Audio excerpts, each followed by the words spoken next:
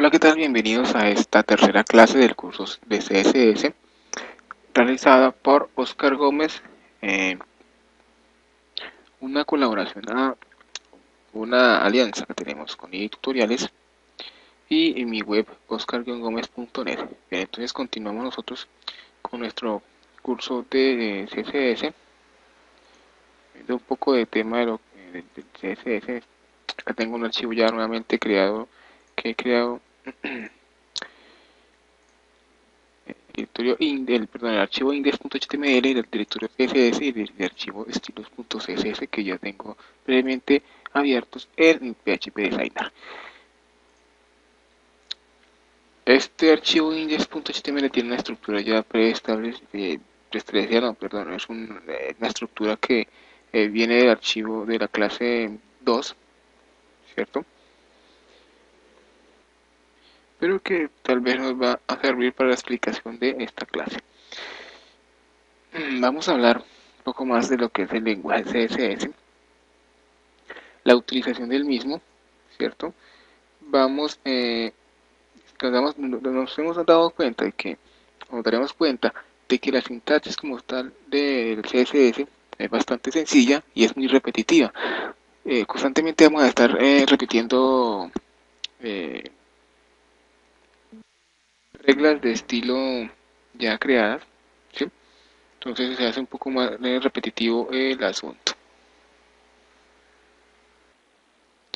Hemos visto la forma en que nosotros podemos seleccionar elementos por sus etiquetas, ¿cierto? Pero también vamos a continuar viendo la parte de selección de elementos por sus atributos, en este caso por el atributo ID o el atributo class, ¿sí? Igualmente podemos hacerlo con otro tipo de atributos que más adelante vamos viendo de a poco en el transcurso de este curso básico de CSS. Veremos lo que parte de la selección de distintos atributos disponibles para definirle un formato, una forma, eh, como nosotros queremos mostrar el contenido. Y en este video, en esta clase, quiero dar unas pequeñas reglas básicas adicionales, obviamente, a lo que hemos visto, eh, que debemos tener en cuenta la sintaxis del CSS, que nos servirán para entender un poco mejor nuestros ejemplos, como tal que voy creando, e ir avanzando un poco más en el conocimiento de las hojas de estilo en cascada. ¿Listo? Entonces vamos a ver unas reglas básicas, ¿sí? Sobre la sintaxis como tal de CSS. Primero que todo, para definir un estilo CSS se utilizan atributos, por ejemplo, atributos para los elementos. Por ejemplo, el font size, el text decoration, ¿sí?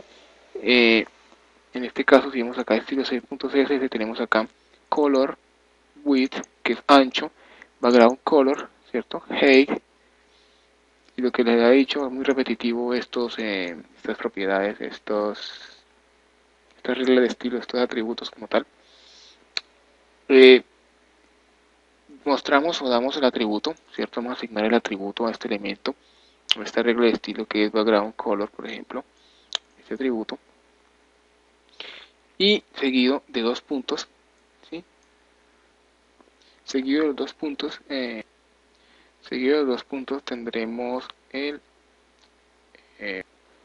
tenemos el valor que le queremos asignar. En este caso, background color, el valor que le asignaremos será un color como tal. Este color está asignado de manera hexadecimal, ¿sí? Y ustedes pueden, para poder identificar el color que deseen, la mejor manera de identificar los colores que deseemos puede ser trabajando con un editor de imágenes, por ejemplo Photoshop, y de ahí podemos en la paleta de colores seleccionar el valor hexadecimal, o podemos ir al navegador, buscar esta página html color-codes.info/código de colores hexadecimales, y aquí nosotros, por ejemplo, podemos seleccionar el color que deseemos. Si deseamos, por ejemplo, un verde, seleccionamos acá el tono de verde. Si se dan cuenta, aquí nos muestra un código, ¿cierto? Este código es el código hexadecimal de este color, que es con el que nosotros vamos a trabajar en nuestro sitio, en nuestra maquetación como tal. ¿cierto? Podría colocar, por ejemplo, el que tengo asignado acá por defecto. Si se dan cuenta, vea 1616 es el equivalente al color rojo. Entonces yo podría acá cambiar de color y acá ir tomando el valor que yo quiero, ¿cierto? Igualmente tenemos color, que en este caso color es es atributo, un atributo que equivale al color del texto, ¿cierto? No existe font color, sino es color. Color equivale al color de texto que tenga del texto como tal que tenga este elemento P, ¿cierto? Eh, si se dan cuenta, yo he agregado el punto y coma, ¿cierto? Al final. Este punto y coma es importante para dividir atributos. Por ejemplo, si yo quiero, en este caso que trabajamos con width 50 píxeles y quiero agregar también un background color a este elemento o al contenido de este elemento, ¿cierto? Entonces para dividir estos dos atributos, estas dos reglas de estilo, entonces pues, lo hago es con punto y coma. Obviamente acá estoy trabajando en línea, pero puedo trabajar acá en bloque como tal, ¿cierto? Dando enter y ubicándolos de mejor manera. Hay que tener en cuenta también que para mejorar la, la visibilidad o la visión de nuestros estilos CSS, lo mejor es trabajarlos en columnas y ordenarlos alfabéticamente cada regla de estilo como tal. Y así vamos teniendo una mejor visión de los estilos CSS que tenemos actualmente en nuestro documento. De esta manera sería mucho eh, más fácil de visualizar, de entender el código como tal. Y si nos damos cuenta acá que tenemos varios estilos CSS, tenemos un punto y coma al final, que este realmente no es necesario, es opcional, obviamente porque ya este es el último atributo que vamos a agregarle a nuestro elemento y podría o no no existir ahí. Obviamente si nosotros acá por ejemplo, quitamos este punto y coma, ¿cierto? Aquí en este caso PHP Designer nos muestra acá un color rojo, identifica que es un error. Entonces, es un error que el cual nosotros al verificar esta página, hasta este punto trabaja el CSS. De aquí hacia abajo tal vez, o al menos esta regla de estilo clase input como tal, eh, el hate no estará funcional. Ya las demás tal vez sí funcionen. Eso es que tener en cuenta estos punticomas cuando trabajamos con diferentes atributos o distintos reglas de estilo en nuestros elementos. Y algo para tener en cuenta es que recuerden que para definir un estilo CSS, una etiqueta siempre va dentro de las llaves, ¿cierto? Entonces después de las llaves ya empezamos a colocar los distintos atributos, distintos estilos a nuestro elemento dividido por o separado por los punticoma. Los valores que asignamos a estos atributos, a los distintos atributos, los veremos un poco más adelante. Eh, por ejemplo, en este caso, el alto y el ancho, que estamos trabajando con píxeles, ¿cierto? Igualmente para el tamaño de fuente, por ejemplo, quiero colocar un font-size o tamaño de fuente 2 puntos y le coloco, por ejemplo, 20 píxeles. Es una medida que trabaja el CSS, igualmente hay otras medidas como es el porcentaje y el EM. Si cruzamos acá la página, damos cuenta de que el texto del párrafo se amplía a 20 píxeles.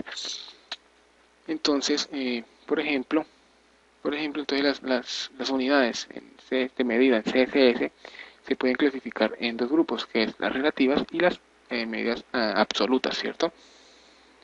Y también más la posibilidad de expresar las medidas como tal, como les había dicho, en valores de porcentaje. Las medidas relativas se llaman así porque son unidades relativas al medio o el soporte como tal sobre el que está viendo la página web, ¿cierto? Que ya eso depende de cada usuario, que puede ser distinto y que puesto que existen variados dispositivos que pueden acceder a la web. Estamos hablando de los computadores los dispositivos móviles, ¿cierto?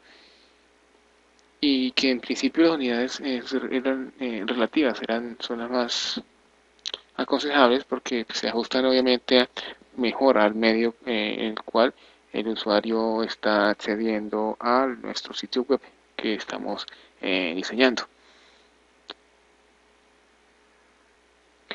Para este tema de medidas, entonces existen, por ejemplo, en la medida, en este caso, en píxeles y EM, que era lo que yo les había comentado. Y el EM es una medida al cual, por ejemplo, en vez de píxeles, EM, ¿sí? Es una medida que el cual trabaja por defecto, lo que hace es trabajar con un tamaño, con el tamaño de, de fuente del elemento padre. Por ejemplo, si tenemos una etiqueta, eh, veamos, este caso tenemos etiqueta P, y dentro de P agregaré una etiqueta ancla. Ancla, esta etiqueta es la de enlace, ¿cierto? Por ejemplo, así nomás, podemos acá agregar un atributo, por ejemplo, href, si lo deseamos, pero con el mero etiqueta no podría servir. Entonces podríamos acá decirle, en este caso, que P sea igual a 20 píxeles, pero que el elemento A, en este caso, el elemento A que está dentro, que es hijo del elemento P, podemos hacer eso así, o simplemente dejar un espacio y que simboliza que el elemento ancla que está dentro de la etiqueta P, ¿sí?, tenga un font size de un EM.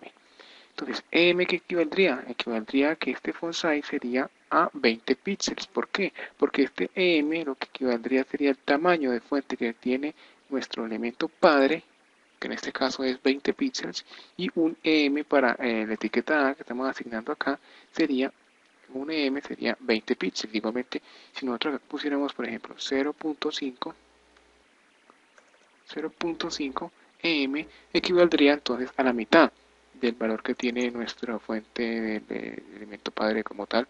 En este caso sería 10 píxeles. Nos damos cuenta y así está funcionando nuestro CSS, o así funciona el EM. Podríamos decir, por ejemplo, que en vez de 0.5, o sea, la mitad del tamaño de fuente de nuestro elemento padre, podemos decirle 2EM, equivaldría al doble, o sea que serían 24 píxeles. Y así sucesivamente podríamos jugar con esto. Igualmente, esto EM no es solo para font size, para margen también. Para margin, cuando queremos crear un margin, por ejemplo, un margin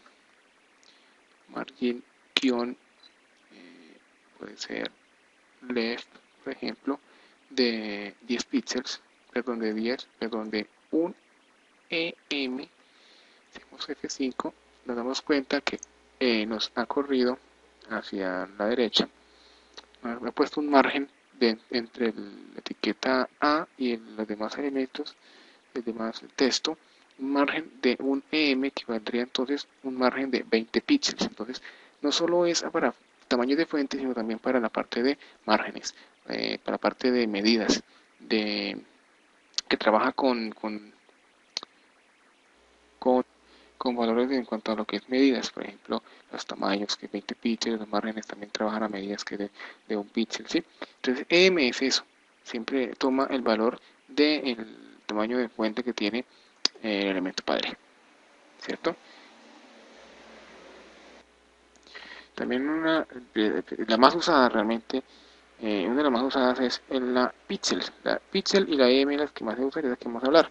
La pixel es, ya saben, un pixel es un punto nomás en nuestra pantalla, entonces en este caso 20 píxeles, pues obviamente serían 20 puntos que se correrían, en este caso se correrían 20 puntos en cuanto al margen de nuestra etiqueta ancla que está dentro de la etiqueta P. ¿Listo? P, la etiqueta de párrafo. Otra de las medidas que les he hablado es la medida absoluta, y una de las unidades absolutas son medidas fijas que en teoría deberían verse igual en todos los dispositivos, como los centímetros, ¿cierto? Es una medida absoluta, centímetros, puntos, pulgadas, milímetros y picas, ¿sí? Es una convención de medidas internacionales, pese a que en principio pueden parecer útiles puesto que se verían en todos los sistemas igual, ¿cierto? Porque trabajan a centímetros, tienen un grave problema y es el adaptarse menos a las distintas particularidades que tienen los dispositivos. En este caso puede que acceder a una página web y acceder a una página web desde una pantalla de un equipo, un computador, sea distinto a acceder a una web, a una página desde un dispositivo móvil, porque mientras para un centímetro una pantalla de un PC es algo razonable, ¿sí? Un tamaño normal, para un dispositivo móvil un espacio de un centímetro es algo tal vez exageradamente grande, puesto que obviamente la pantalla de un dispositivo móvil es mucho más pequeña, ¿cierto? Entonces, eh, es muy es poco recomendable trabajar con las medidas absolutas, o sea, eso realmente, lo digo, en las medidas absolutas no se trabajan, ¿sí? Siempre trabajan con las medidas relativas. Otro tema, y que no vamos a ver realmente esta parte de medidas absolutas, no vamos a trabajarlos, no vamos a tocar ese tema, sino que quise explicar bien lo que es las medidas absolutas, lo que es centímetros, puntos, pulgadas, milímetros y picas, que realmente no se trabajan en la parte de maquetación web, que no es muy recomendable. Otra medida es el porcentaje, que es el porcentaje que se utiliza para definir una unidad en función de lo que está definida en el momento como tal. ¿Y qué se trata de esto? Muy fácil. Vamos a hacer crear un nuevo archivo y vamos a explicar ese tema. Su HTML, vamos a guardar en cursos CSS, clase 3, por ejemplo, index 2. ¿Qué sucede con esto? Si tenemos, por ejemplo, un div, he creado un div, dentro he creado una etiqueta P con un texto, hola mundo, y a este div le pongo una clase, ya saben, atributo clase, por ejemplo, esto generalmente en la parte de maquetación también se ve mucho, el trabajo con porcentajes, se ve mucho, por ejemplo, el principal, ¿cierto? Entonces podemos enlazar, trabajemos con el mismo estilo CSS, llevamos acá el enlace del estilo CSS, vamos aquí, podríamos comentar aquí el CSS con estos comentarios, por ejemplo CSS index 2.html. ¿Qué vamos a hacer? Entonces diremos, por ejemplo, que el div, entonces en este caso, signo de el selector de ID principal, abrimos llaves, ya saben, y que vamos a hacer será darle un ancho, por ejemplo, de width del 100%, ¿sí? Y vamos a darle un alto, no sé, de 200 píxeles. Vamos a darle un background color para diferenciarlo, saber dónde está ubicado, background color. Vamos, por ejemplo, acá a la página, seleccionamos un color, un amarillo, por ejemplo este. Copiamos este color, lo asignamos, actualizamos. En este caso vamos a index 2.html y si nos damos cuenta en este caso, este elemento o el porcentaje o esta medida de porcentaje lo que hace es basarse en el tamaño que tiene el elemento padre. En este caso el elemento padre es el body, ¿cierto? El elemento padre del div es el body. En este caso el body ocupa el 100% de nuestro navegador. Y entonces lo que hará el div al tener un ancho del 100% es ocupar el 100% del elemento padre que es body. Entonces va a estar el 100% de nuestra página. La cuestión aquí es que si nosotros minimizamos el navegador, el div como tal también se va reduciendo, ¿sí? Es algo que en momentos también causa poco de inestabilidad, yo llamaría así una inestabilidad inestable en la parte del diseño, cuando trabajamos al 100%, un poco difícil de trabajar cuando hacemos esto de los porcentajes, cuando estamos maquetando, sobre todo, por ejemplo, divs que van a hacer, que van a trabajar, que son contenedores, que son padres de otros divs, El trabajo del 100% de estos elementos así es un poco complicado, complejo. En este caso nos quedan los bordes en los lados, ha de ser por el margen, entonces podemos por ejemplo colocar un margen de 0. Al darle un margen 0, lo que hará es asignarnos a todas las márgenes izquierda, superior, derecha e inferior a 0. ¿Cierto? Igualmente podemos agregarle un padding. Aquí nosotros podemos con solo agregar el 0, no necesidad de colocarle píxel ni nada, solo el 0, entonces él sabrá que no vamos a agregarle ningún eh, valor, un valor que es igual a 0 a nuestro elemento. En este caso le hemos puesto el margen y el padding en 0, realmente no se ha ajustado completamente a lo que es la página y es porque debemos también agregarle al body, vamos a quitarle el padding, por defecto tiene un padding. El padding es, o sea, el margen es lo que hay del elemento hacia afuera, ¿cierto? Es un margen, siempre va a ser un margen así. El padding es lo que hay en el margen hacia dentro del elemento como tal, ¿cierto? Entonces, en este caso, body tiene un padding por defecto, creo que es de 3 píxeles a los lados. Entonces, si colocamos padding 0, lo que hará es que no tendrá un margen interno, o sea, es un margen interno que tiene el body, ¿sí? Y incluye también además del padding, también el margin, que también incluye el body por defecto. Entonces nosotros acá colocando, seleccionando el elemento body, acá simplemente con body, ya, y colocando el margen 0 y padding 0, lo que hará es que ya no nos pondrá ningún margen, ningún padding a nuestro elemento que está trabajando con el 100% de su contenido, ¿cierto? Bien, entonces dejamos esta clase hasta aquí, esta clase de curso básico de CSS. Terminamos recordando o informándolo, comentándoles de la otra manera de nosotros asignar por último un color, los colores, no solo también es de forma hexadecimal, sino también por su nombre en idioma inglés. Por ejemplo, en este caso podemos colocarle a este color, en lugar de hexadecimal, ponerle un color lima, ¿cierto? Actualizo y nos pone el color lima, que es un color verde. Acá hay otros colores que muestran lime green, que es un poco un verde más oscuro, ¿sí? Igualmente podríamos colocar un color red, color rojo, y así sucesivamente colores en el idioma inglés. ¿Listo? Entonces dejamos hasta aquí esta clase, como les digo.